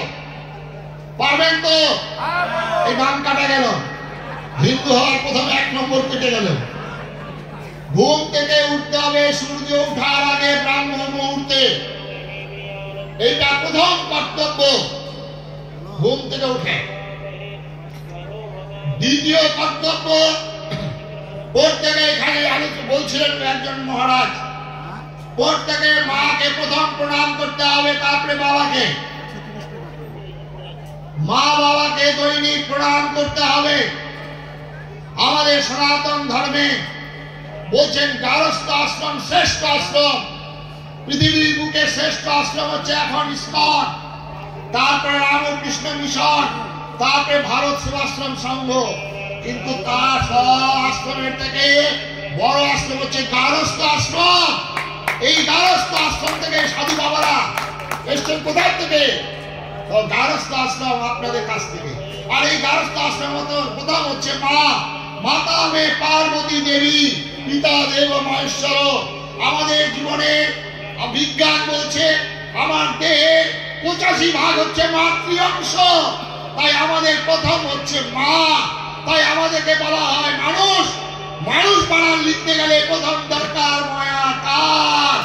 ভালো মা না হলে ভালো মানুষ, ভালো ছেলে হওয়া যাবে না, অসম্ভব। প্রথম প্রণাম করলেন মাকে, তারপরে বাবাকে, তারপরে হচ্ছে প্রথম মাতৃদেব ভব, তারপরে পিতৃদেব ভব, তারপরে আচার্য দেব ভব। তাহলে আপনারা বুঝতে পারলেন, তাহলে আমাদের প্রত্যেককে মা বাবাকে প্রণাম করতে হবে। শুধু প্রণাম করা নয়, মা বাবাকে প্রণাম করার পর তাদেরকে সেবা যত্ন করতে হবে, তাদেরকে যত্ন করতে হবে। যারা বৌমা আছো তারাও বাড়িতে শ্বশুর শাশুড়িকে প্রণাম করবে অবশ্যই। মা বাবার আশীর্বাদ যাদের শিরে বর্ষিত হয়েছেন তাদের জীবনটা শান্তিময় হয়ে উঠবে। তাই মা বাবা, তারপরে কি করতে হবে? তারপরে আচার্য। আচার্য মানে এই গুরু। আপনারা প্রত্যেকে বিভিন্ন গুরুর শিষ্য, সেই গুরুর আসনটা বাড়িতে প্রতিষ্ঠা করবেন। আর সেখানে ছোট্ট প্রদীপটা জ্বালাবেন, ধুনো ব্যবহার করবেন, ঠাকুরের সামনে একটু জল দেবেন, একটু বাতাসা দেবেন, তারপরে উলু দেবেন, তারপরে শঙ্খ বাজাবেন। শঙ্খ সবার বাড়িতে আছে, যারা বাংলাদেশের মানুষ তাদের বাড়িতে শঙ্খ নেই, কারণ আমি বাংলাদেশে গিয়েছিলাম, তারা তাড়াতাড়ি পালিয়ে আসার সময় শঙ্খটা ছেড়ে এসেছে। আপনারা কি তাড়াতাড়ি পালিয়ে এসেছেন নাকি পালিয়ে আসার লোক আছেন নাকি? তাহলে শঙ্খটা আজকে বাড়িতে গিয়ে কুম্ভ মেলা থেকে গিয়ে ভালো করে জলে ধুবেন, আর শঙ্খটা বাজাতে হবে দুবেলা, সকালবেলা আর সন্ধ্যাবেলা। তারপরে বাড়িতে তুলসী গাছ আছে তো, তুলসী গাছ অবশ্যই রাখবেন। তুলসী গাছ, তুলসী মাহাত্ম্য সম্পর্কে হিন্দু ধর্মের বিরাট ব্যাখ্যা করা আছে। প্রত্যেকের বাড়িতে তুলসী গাছ রাখবেন। এইবারে তুলসী তলায় প্রণাম করবেন। এই আচার্য স্বামী প্রণবানন্দজি মহারাজ যখন বুধো ছিল, তখন এই তুলসী গাছে তার মা শ্রদ্ধা ভক্তি সহকারে মাথায় ঘণ্টা দিয়ে প্রণাম করছেন তুলসী তলায়, প্রদীপ দিচ্ছেন, শঙ্খ বাজাচ্ছেন। ওই ছোট্ট বালকটির মনে প্রশ্ন, তুলসী গাছ ফুল দেয় না, তুলসী গাছের তক্তা হয় না, কোনো ছায়া দেয় না, তাহলে এই তুলসী গাছকে মা প্রণাম করছেন কেন? থুতু ফেলেছিলেন। সেখান থেকে শঙ্খ চক্র গদা পদ্মধারী প্রকাশিত হয়েছিলেন। তাই সনাতন হিন্দু ধর্মে প্রত্যেকের বাড়িতে তুলসী গাছ অবশ্যই রাখবেন। আর তুলসী গাছের উপরে আপনারা কাপড় মেরে দেন, আর সেই কাপড়ের জল টপ টপ করে পড়ে। বেশিরভাগ হিন্দু বাড়িতে তুলসী গাছ তলার পাশে জুতো রাখার ব্যবস্থা। এই তুলসী গাছের ক্যান্সারের হ্যাজ নো অ্যান্সার। এই তুলসী গাছের পাতা দৈনিক 4-5 করে খেলে আপনার অ্যালজাইমার রোগ হবে না। 80 বছরের পরে হাত কাঁপবে না, পা কাঁপবে না। এই তুলসী গাছ যাদের বাড়িতে থাকে সেখানে বজ্রপাত হয় না। আমাদের বন্যার সময় আমরা বিভিন্ন জায়গায় রিলিফ করতে গেলে আমাদের হেলথ সেন্টার থেকে হ্যালোজেন ট্যাবলেট দেওয়া হতো, জলের মধ্যে দিয়ে সেই জল খেলে দূষিত হবে না, নষ্ট হয়ে যেত। আমাদের হিন্দু ধর্মে এই ঠাকুর দাদা ঠাকুর মারা লেখাপড়া জানতেন না, মূর্খ ছিলেন। তারা ভোগ নিবেদনের সময় তুলসী পাতা দিয়ে নিবেদন করতে বলতেন। আমাদের গ্রহণ হলে তুলসী পাতা দিতে বলতেন। একটা তুলসী পাতা 1 লিটার জলকে পরিশুদ্ধ করে। আজকে আপনার তাজমহলের খবর পেয়েছেন, তাজমহল দূষণ হচ্ছে, পলিউশন হচ্ছে, ডিসকালার হয়ে যাচ্ছে। জার্মান থেকে বিজ্ঞানীরা এসে বলছেন একমাত্র তুলসী গাছের বন ব্যবহার করলে, তুলসী গাছ ব্যবহার করলে এই পলিউশনটা রোধ হতে পারে। একজন বাংলাদেশের মুসলমান ডাক্তার, সে বলছেন যে আমার বাড়িতে আমরা 5 জন মেম্বার, আমরা 5টা তুলসী গাছ রেখেছি। একটা তুলসী গাছ যত পরিমাণে অক্সিজেন দেয়, আর সেই অক্সিজেনের আমরা ব্যবহার করব, তারপরে আমার পার্শ্ববর্তী মানুষ ব্যবহার করতে পারবে। তাই আমাদের হিন্দু ধর্মে ওই মূর্খ মুনি ঋষিরা, সাধু সন্ন্যাসীরা, বাপ ঠাকুর দাদারা তুলসী গাছ লাগাতে বলেছেন। তাই আপনারা প্রত্যেকে তুলসী গাছ বাড়িতে লাগাবেন অবশ্যই। এরপরে কি করতে হবে? এখনো পর্যন্ত হিন্দুর নাম কাটা যাচ্ছে, কিন্তু আপনারা বললেন তো সবাই হিন্দু। এরপরে কি করতে হবে জানেন? এরপরে এবারে বাড়ির বাইরে বেরোবেন। বাড়ির বাইরে বেরোলে কোনো হিন্দু নেশা করতে পারবেন না। যদি হিন্দু হন, নেশা করা যাবে না। যারা হয়তো কাশ্মীরে আছেন, জম্মুতে আছেন, তাদের কথা আলাদা, কিন্তু প্রত্যেকটা হিন্দুকে এটা আজকে করতে হবে। জল একদম খাওয়া যাবে না। কি বলছেন সাধু বাবা? জল না খেয়ে তো মানুষ মারা যাবে। জলের আরেকটা নাম জীবন। যে জল খেয়ে আপনি রাজা হয়ে যাবেন, যে জল খেয়ে আপনার পা ঠিক মতো পড়বে না, এই জল খাওয়া যাবে না যদি হিন্দু হন। সবাই হাত তুললেন না পুরুষে, কারণ এটা তো মালদা জেলা, তো মালদা জেলা খুব ঢুকুঢুকু, খুব ঢুকুঢুকু চলে, রাজা নেই। আর ভারত সরকারের মদের লাইসেন্স আমাদের পশ্চিমবঙ্গে কালিয়াগঞ্জ হাই স্কুল আছে, ছাত্রাবাস আছে, আর তার সামনে মদের দোকানের লাইসেন্স দিয়েছে। হাইকোর্টে মামলা করে বন্ধ করতে হবে, হাইকোর্টে মামলা করে বন্ধ করতে হবে স্কুলের সামনে। সরকার বলছেন বেশি করে মদ খাওয়া, কারণ এমএলএ এমপি যারা আছেন, যারা মন্ত্রী আছেন, তাদের মাইনে বাড়বে, কোথা থেকে টাকা পাবে? মদের লাইসেন্স। আমাদের ছেলে মেয়েরা ঢুকুঢুকু করবে, তাদের ছেলে মেয়েরা, কারো ছেলে মেয়ে না থাকলে ভাইজি ভাতিজা ভাইপো, তারা আমাদের পথে ছড়ি ঘোরাবে, আর আমরা মুখবা। সুতরাং আজকে এই নেশা করার ব্যাপারটা হচ্ছে চতুর্থ নম্বর। পঞ্চম নাম্বার হচ্ছে আয় বুঝে ব্যয় করতে হবে। আয় অতিরিক্ত ব্যয় করা যাবে না। বুঝতে পারছেন তো? আয়ের অতিরিক্ত ব্যয় না করতে গেলে কি করতে হবে? লোভ কমাতে হবে প্রত্যেককে। আগুনে ঘি ঢাললে আগুন দাউ দাউ করে জ্বলে। আজকে স্বামীজি যজ্ঞ করছিলেন, যতবার ঘি দিচ্ছে আগুন বাড়ছে। লোভের শেষ নেই, কামনা বাসনার শেষ নেই। মা সীতা বনবাসে গিয়েছিলেন, সেখানে গিয়ে সীতার কি হয়েছিল কে বলতে পারবেন? মায়েরা বলুন তো, কি হয়েছিল? সীতা হরণ হয়েছিল। রাবণ নিয়ে গিয়েছিল কিসের জন্য? সোনার হরিণ। সোনার হরিণ হয় না, রামচন্দ্র বুঝাচ্ছেন, কিছুতেই বুঝছেন না। সীতা মায়েদের একটা অস্ত্র আছে। প্রথম অস্ত্র হলো চোখের জল, চোখ মুছতে শুরু করে দিল। রামচন্দ্রের মতো মহাপুরুষ, তিনি এত বড় পুরুষোত্তম মর্যাদা, তিনিও সীতার পাল্লায় পড়ে ছুটলেন হরিণের পিছনে। আর তখন লক্ষণ বাধ্য হয়ে, যে লক্ষণ কি দেখে চিনেছিল মা সীতাকে? কি দেখে? গলার হার, কানের দুল, হাতের বাউটি, কি ওখানে পায়ের নুপুর দেখে চিনেছিল। পায়ের নুপুর দেখে মাকে চিনেছিলেন, এটা সীতা মা। এর আগে লক্ষণকে এমন ভাষা প্রয়োগ করতে শুরু করলেন, গীতাতে আছে, গীতাতে আছে, প্রদাত ভবতি সন্মহ সন্মহাৎ স্মৃতি বিভ্রম স্মৃতি ধ্বংসাৎ বুদ্ধি নাশ বুদ্ধি নাশাৎ প্রণশ্যতি। ক্রোধ হলে হৃদয় জ্ঞান শূন্য হয়ে যায়। আর ক্রোধটা কোথা থেকে সৃষ্টি হয়? যেটার প্রতি লোভ হয়, লোভটাকে বাধা দিলে তখন ক্রোধ হবে, আর ক্রোধ হলে হৃদয় জ্ঞান শূন্য হয়ে যাবে। এটাই হচ্ছে নিয়ম জগতে। সুতরাং প্রত্যেককে লোভ কমাতে হবে। আর ওই লক্ষণ রেখা দিয়েছিলেন, মা সীতাকে বলেছিলেন এই লক্ষণ রেখার বাইরে তুমি যেও না মা।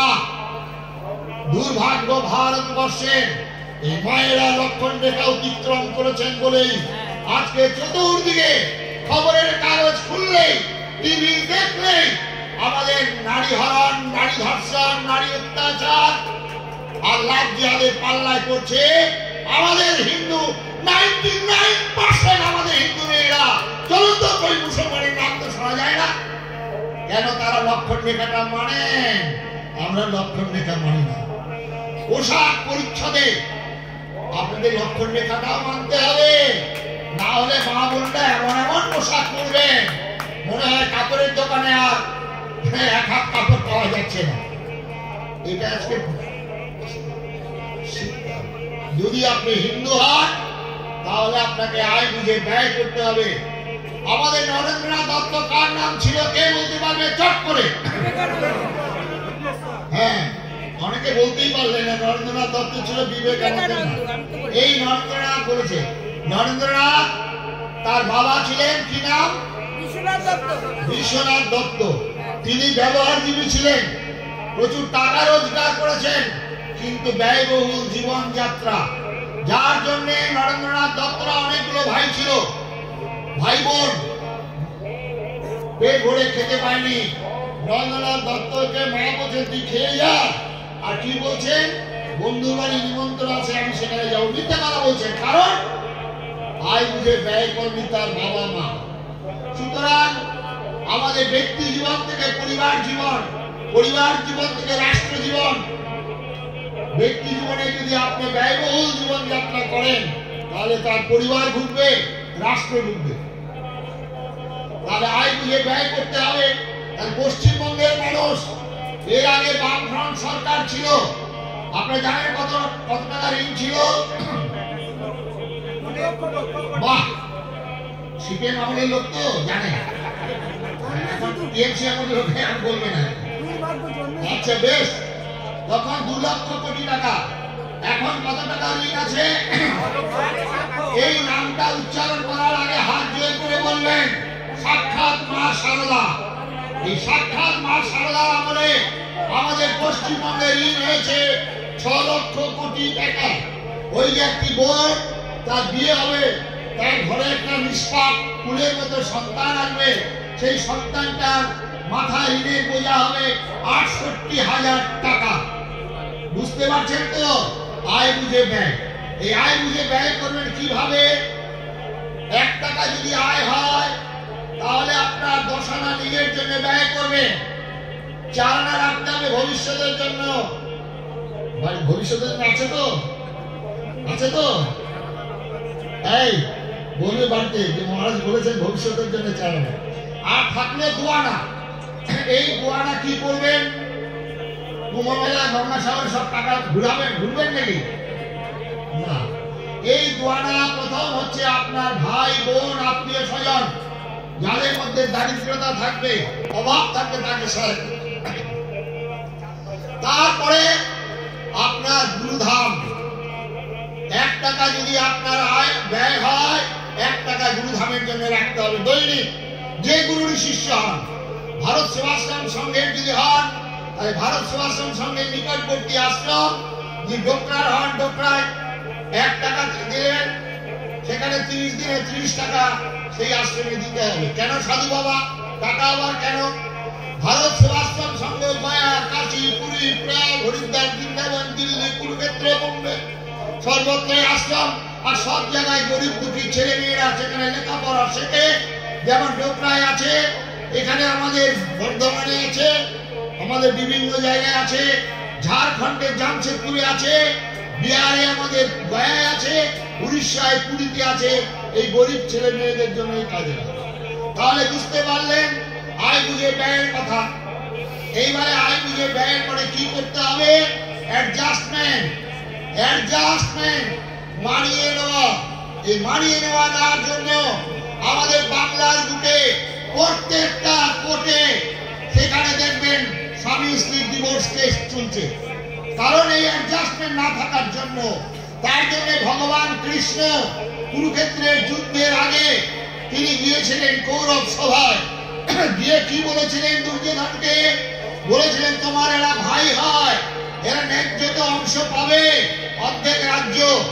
তাহলে তোমরা ভাই, অর্ধেক রাজ্য দিতে হবে না, 5টা গ্রাম দাও। কৃষ্ণের সেই আবেদন প্রত্যাখ্যান করে দুর্যোধন কি বলেছিল? কে বলতে পারবে? বিনা যুদ্ধে নাই দেব সুচাগ্র মেদিনী। তার মানে যুদ্ধ হলো ভয়ঙ্কর, সর্বনাশটি হয়ে গেল।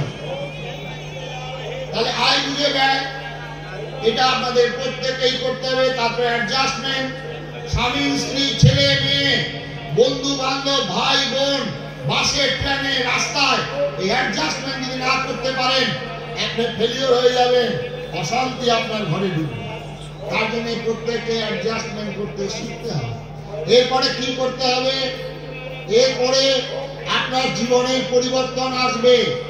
এই জীবনের পরিবর্তন সনাতন হিন্দু ধর্মের মানুষ করেন, তার জীবনের পরিবর্তন করতে শেখায়। আর অন্য ধর্মের মানুষ, অন্য মতবাদের মানুষ, তারা নামকে চেঞ্জ করে। যদি থাকে গণেশ, তাকে বলবে গণেশ। যদি থাকে কৃষ্ণ, তাকে কার্তান বলে তাকে প্রমাণ করবে। আর অন্য ধর্মের মানুষ তার শরীরের কিছু অঙ্গ কেটে তার পরিবর্তন করে। আর ভারতবর্ষের সনাতন হিন্দু ধর্মের মানুষ তার হৃদয়ের পরিবর্তন করে। তাই ভারতবর্ষের সনাতন ধর্ম হচ্ছে শ্রেষ্ঠ ধর্ম। কিভাবে হৃদয়ের পরিবর্তন? যেমন ঋষির পুত্র দস্যু রত্নাকর দিবারাত্র ডাকাতি করিত বনের ভিতর। এক রাম নামে একজন ডাকাত, তার হৃদয়ের পরিবর্তন হয়ে তিনি বাল্মীকিতে পরিণত হলেন। এই হচ্ছে সনাতন হিন্দু ধর্ম। আমাদের বাংলার বুকে চৈতন্য মহাপ্রভুর সংস্পর্শে এসে জগাই মাধাই তার হৃদয়ের পরিবর্তন হয়ে গেল। ঠাকুর রামকৃষ্ণের কাছে এসে নাট্যাচার্য গিরিশ ঘোষ একজন মদ্যপ, পরিবর্তন হয়ে গেল। নটি বিনোদিনী পরিবর্তন হয়ে গেল। এটাই হচ্ছে সনাতন হিন্দু ধর্ম, হৃদয়ের পরিবর্তন করেন ধর্ম। তাই মার্ক্স মতবাদ একটা চালু হয়েছিল পশ্চিমবঙ্গে বাঙালি হিন্দুরা আমরা এই মার্ক্স মতবাদে মশগুল হয়েছিলাম। সেদিন ওই বোলপুরের মধুকে এই মার্ক্স মতবাদী একজন মানুষ আমার বক্তব্য শুনছেন, বলছেন মানুষকে হতে হয় কুকুর শিয়াল বিড়াল, বাচ্চাদের তার পেটে কুকুর শিয়াল বিড়াল হয়ে জন্মগ্রহণ করে, কিন্তু মানুষের পেটের বাচ্চা মানুষের জন্মগ্রহণ করে না, তাকে মানুষ হতে হয়। তাই মানুষ হতে গেলে তার হৃদয়ের পরিবর্তন হতে হবে। মার্ক্স মতবাদ বলেছেন খালি আহার নিদ্রা ভয় মথুনের কথা বলেছেন। মার্ক্স মতবাদ, এই মতবাদটা পৃথিবী থেকে নিশ্চিহ্ন হয়ে যেতেই হবে, কারণ এই মতবাদটা মনুষ্য গোষ্ঠীর জন্য নয়। তাই গৌতম বুদ্ধ সিদ্ধার্থ রাজপুত্র ছিলেন, সুন্দরী তার স্ত্রী, সদ্যজাত পুত্র সন্তান, জন্ম জরা মৃত্যু ব্যাধির প্রশ্নের উত্তর পেলেন না, তাকে চলে যেতে হলো। মার্ক্স বন্ধুদের জিজ্ঞাসা করবেন তাই বুদ্ধদেবের কি অভাব ছিল, তারা উত্তর দিতে পারবে না। এটাই হচ্ছে সনাতন ধর্ম। তাই তারা হচ্ছে কামনিষ্ঠ, নারীর নিজ পর্যন্তই তাদের সব। মার্ক্স মতবাদের মানুষগুলো বলবেন আপনাদের চিন্তাধারা হলো নারীর নিজ পর্যন্ত নয়, নারীর মধ্যে হৃদয় আছে, হৃদয়ের চিন্তা মার্ক্স মতবাদ কোনদিন করতে পারবে না। হৃদয়ের মধ্যে আপনার আছে ক্ষমা, হৃদয়ের মধ্যে আছে আপনার দয়া, হৃদয়ের মধ্যে আছে আপনার প্রেম, হৃদয়ের মধ্যে আছে আপনার ভালোবাসা। তাই অতি আনন্দে আমাদের চোখের জল আনন্দিত হই, আবার অনেক দুঃখে আমরা দুঃখিত হয়ে চোখের জল বসতে হয়। এটাই হচ্ছে সনাতন ধর্ম। এই ধর্মে আপনাদের এই পরিবর্তন দরকার। তাহলে মানুষের পরিবর্তন হচ্ছে আমাদের সনাতন ধর্ম। এই জিনিসগুলো পালন করলে আপনার পরিবর্তন হলো। এরপরে বাড়ির পরিবর্তন করতে হবে। বাড়ি কি করে পরিবর্তন করবেন? তাই স্বামীজি আমরা কি পশ্চিমবঙ্গে সবাই লাল সাদা রং করবো, নীল সাদা, গেরুয়া রং করবো না? না, গেরুয়া রং করতে হবে, আমার বিপদ হবে। সুতরাং বাড়ির পরিবর্তন মানে প্রত্যেকের হিন্দুর বাড়িতে ফুল গাছ লাগাতে হবে। প্রত্যেক হিন্দুর বাড়িতে। আজকে শহরের হিন্দুরা দেখবেন সকালবেলা উঠে একটা প্লাস্টিক নিল আর লাঠি নিল হাতে, চললো। যদি কার বাড়িতে প্লাস্টিক ফুল থাকে আশ্রমে সবাই এসে হাজির, ফুল তুলে। আরে আমরা হিন্দুরা বাড়িতে ঠাকুর পূজা করবো, ফুল দেবো, তো বাড়িতে দুটো ফুল গাছ লাগাতে পারেনি। এখানে এমন একজন আছেন দৈনিক বাড়িতে ফুল ছাদের উপরে সুন্দর সুন্দর ফুল চাষ করে আমাকে ছবি পাঠায়। আজকে নিজের হাতে তৈরি করা দুটো ফুল যদি দেন ঠাকুরের পায়ে, কত আনন্দ হবে। বাজার থেকে কিনে আনা যাবে, কিন্তু বাড়ির ফুল এটা করবেন, তবে আপনার বাড়ির পরিবর্তনটা হবে। আর তবেই আপনি একজন খাঁটি হিন্দু হতে পারবেন। তাহলে হিন্দু যদি হন, ধর্ম যদি করেন, তাহলে আমাদের শাস্ত্রে বলছেন ধর্ম পালন যে করবে তার কাছে অর্থ আসবে। তারপরে অর্থ আসলে কি হবে? ধর্মের পরে অর্থ, তারপর হচ্ছে কাম এবং মোক্ষ। তাহলে আমাদের মুনি ঋষিরা তারা লেখাপড়া জানতেন না বলেই ধর্মের পরেই দিয়েছেন অর্থ। কেন? ধর্মের পরে তো হওয়ার কথা ছিল মোক্ষ। আপনারা এসছেন তো এখানে পুণ্য লাভ করতে, না বন্ধু হয় না। ধর্মকে করতে গেলে অর্থ, রুপিয়া, এইসা চিজ, এই যে বিরাট কর্মকাণ্ড, এই কর্মকাণ্ডে অর্থের দরকার। আপনারা বলছেন এখানে আশ্রমে এসছেন, আপনাদের টাকা দিতে হবে। আমরা এসছি, অর্থ দরকার, সব সময় অর্থ। রুপিয়া এইসা চিজ আল্লাহ কা 19-20 টাকা দরকার। এই টাকা যদি মানুষের চোখের জল ফেলে মানুষকে হত্যা করে অন্যায় ভাবে সঞ্চয় করেন, তাহলে বাংলার মানুষ, আপনারা কিছুদিন আগে ছবি দেখেছেন, এই অর্থ খাটের তলায় সাজানো থাকবে। এই অর্থ যদি অন্যায় ভাবে আয় করেন, এই অর্থ বেশি হলে কি হবে? অর্থ বেশি হলে ওজন কমবে, ওজন কমবে না। অর্থ বেশি হলে ঠাকুর রামকৃষ্ণ বলছেন একে বলা হয় কামিনী এবং কাঞ্চন। অর্থ বেশি হয়ে গেলে এই পার্থর সঙ্গে আসবে অপা, তারপরে আসবে অপা, শান্ত হবে না। এরপরে আসবে গোপা, সেটাও কমবে না, ঠান্ডা হবে না। গোপার পরে আসবে সোনা, এটাও ঠান্ডা হবে না। তারপরে আসবে মোনা, আসবেই। সেই জন্য আমাদের মুনি ঋষিরা বললেন ধর্ম রক্ষা করবে আপনাকে, ধর্ম আপনাকে রক্ষা করবে। ধর্মকে আশ্রয় করে অর্থ সঞ্চয় করবেন।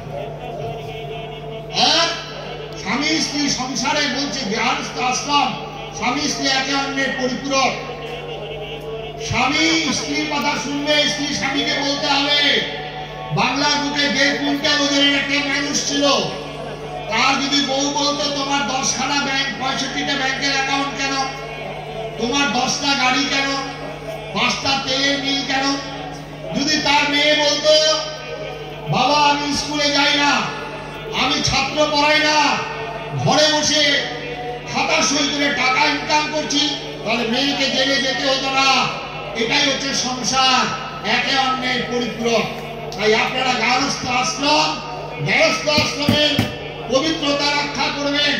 এই গৃহস্থ আশ্রম থেকেই আমাদের সবার সৃষ্টি। এখানে গৃহস্থ আশ্রমের ছেলে মেয়ে নিশ্চয়ই হবে।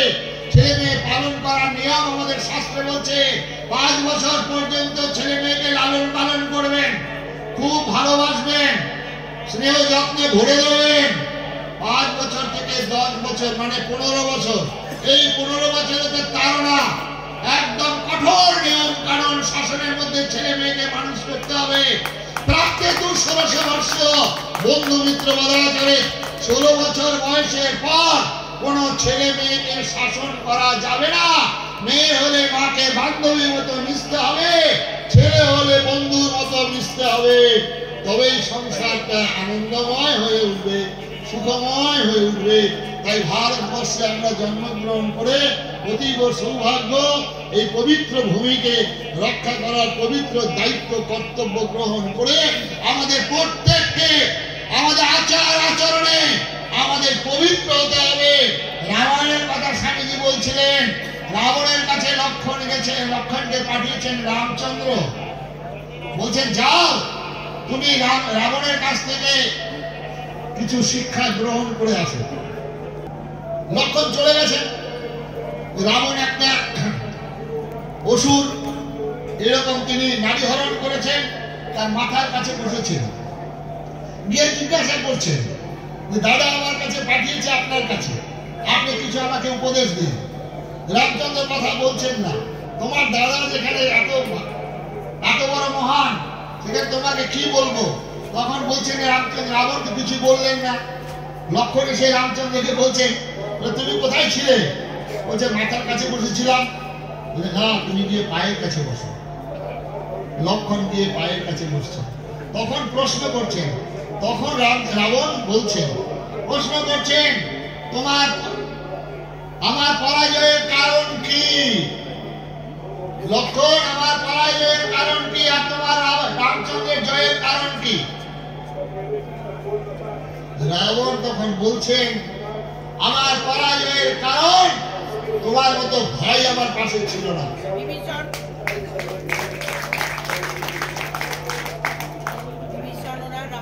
তাহলে ভাইয়ের মতো আপন কেউ নেই। তাই ভাইয়ের মায়ের এত স্নেহ কোথায় গেলে পাবে কেউ? এটাই হচ্ছে ভালোবাসা। তাই প্রত্যেককে এই ভাই হতে হবে, চরণে বসে তার শিক্ষা গ্রহণ করতে হবে, অহংকার অভিমান উদ্ধতকে ত্যাগ করতে হবে।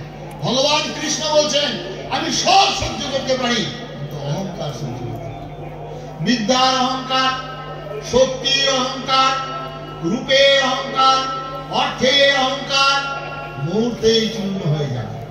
সুতরাং আমাদের সংসার জীবনে এগুলো প্রতিপালন করবেন। আজকে পবিত্র সন্ধ্যায় আবার আপনাদের কাছে বিনম্র নিবেদন থাকলো, আপনারা খাঁটি হিন্দু হন, খাঁটি হিন্দু হন, খাঁটি হিন্দু হন। আর আমাদের এই রথযাত্রা, এই কুরুক্ষেত্রের যুদ্ধের সেই দিন পঞ্চ পাণ্ডবের সারথি ছিলেন ভগবান কৃষ্ণ। আজকে এই ভারতবর্ষের এই কুরুক্ষেত্রের যুদ্ধের সারথি হয়েছেন এমন একজন আমাদের প্রধানমন্ত্রীকে আমরা পেয়েছি। এই প্রধানমন্ত্রী সেদিন ভারতবর্ষের একদল সিংহের নেতৃত্বে ছিলেন একটা ভেড়া। তাই ভারতবর্ষে পরাজয় বারংবার হয়েছে। আর একদল ভেড়ার নেতৃত্বে যদি সিংহ থাকে তার জয় সুনিশ্চিত। এই ভারতবর্ষের জয় সুনিশ্চিত। হও ধর্মেতে ধীর, হও কর্মেতে বীর, হও উন্নতশীল নাই ভয় ভুলি ভেরাবে জ্ঞান হোক সবে আগুয়ান সাথে আছে ভগবান হবে জয় সুনিশ্চিত বড় গুরু ভগবান কি